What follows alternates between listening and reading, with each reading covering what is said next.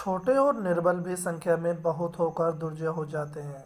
जंगल में वृक्ष की एक शाखा पर चिड़ा चिड़ी का जोड़ा रहता था। उनके अंडे भी उसी शाखा पर बने घोंसले में थे। एक दिन मतवाला हाथी वृक्ष की छाया में विश्राम करने आया। वहां उसने अब सूंड में पकड़कर वही शाखा दी जिस पर चिड़ियों का घोंसला था। अंडे जमीन पर गिरकर टूट गए। चिड़िया अपने अंडों के टूटने से बहुत दुखी हो गई। उसका विकल्प सुनकर उसका मित्र कनफोड़ा आ गया।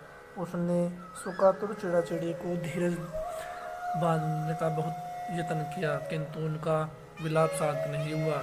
चिड़िया ने कहा, यदि तू हमारा सच्चा मित्र है तो मतवाले हाथी से बदला लेने में हमारी सहायता कर। उसको मार कर ही हमारे मन को शांति मिलेगी। कनफोड़ा ने कुछ सोचने के बाद कहा, यह काम हम दोनों का ही नहीं है, इसमें दूसरों से भी सहायता लेनी पड़ेगी। एक मक्खी मेरी मित्र है, उसकी आवाज़ बहुत सुरीली है, उसे भी बुला लेता हूँ। मक्खी ने भी जब कनफोड़े और चिड़िया की बात सुनी तो वह मतवाले हाथी को मारने में उनको सहयोग देने को तैयार हो गई, किंतु उसने भी कहा कि यह काम हम तीन का ही नहीं है, हमें औरों की भी सहायता ले लेनी चाहिए। मेरा मित्र एक मेंढक है, उसे भी बुला लाऊं। तीनों ने जाकर मेघनाद नाम के मेंढक को अपनी दुख भरी कहानी सुनाई। मेंढक उनकी बात सुनकर मतवाले हाथी के विरुद्ध षड्यंत्र में शामिल हो गया। उसने कहा, तभी तो मैं कहती हूँ कि छोटे और निर्बल भी मिलजुल कर बड़े बड़े जानवर को मार सकते हैं। टिडिहरा अच्छी बात है। मैं भी दूसरे पक्षियों की सहायता से समुद्र को सुखाने का यत्न करूंगा। यह कहकर उसने मुगले, सारस, मोर आदि अनेक पक्षियों को बुलाकर अपनी दुख कथा सुनाई। उसने कहा, हम तो असंगत है, किंतु हमारा राजा गरुड़ अवश्य इस संबंध में हमारी सहायता कर सकता है। तब सब पक्षी मिलकर गरुड़ के पास जाकर रोने और चिल्लाने लगे, गरुड़ महाराज, आपके रहते पक्षी कुल पर समुद्र ने यह अत्याचार कर दिया।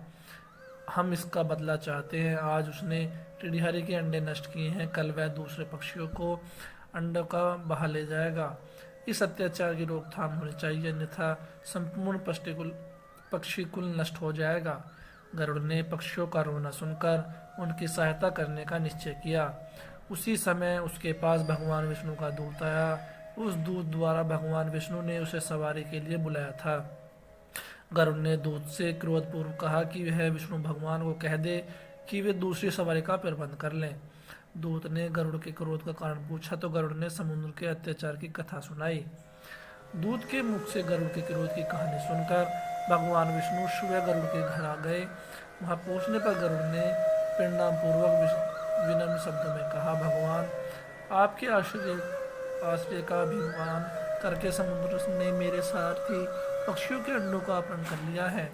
इस तरह मुझे भी अपमानित किया है। मैं समुद्र में इस अपमान का बदला लेना चाहता हूँ। भगवान विष्णु बोले, गरुड़, तुम्हारा क्रोध युक्तियुक्त है, समुद्र को ऐसा काम नहीं करना चाहिए था। चलो, मैं समुद्र से उन अंडों को वापस लेकर टिडिहारी को दिलवा देता हूँ। उसके बाद हमें अमरावती जाना है। तब भगवान ने अपने धनुष पर अंडे से बाण को चढ़ाकर समुद्र से कहा, दुष्ट, अभी सब उन अंडों को वापस दे, नहीं तो तुझे क्षण भर में सुखा दूंगा। भगवान विष्णु के भय से समुद्र ने उसी क्षण अंडे वापस दिए। दमनक ने इन कथाओं को सुनने के बाद संजीव ने कहा, इसलिए कहता हूँ कि शत्रु पक्ष का बल जानकर ही युद्ध के लिए तैयार होना चाहिए। संजीवक दमन, यह बात तो सच है कि मुझे ये कैसे पता लगेगा कि विकलांग के मन में मेरे लिए हिंसा के भाव हैं। आज तक वह मुझे सदा स्नेह की दृष्टि से देखता रहा है। उसकी वक्त दृष्टि का मुझे कोई ज्ञान नहीं है।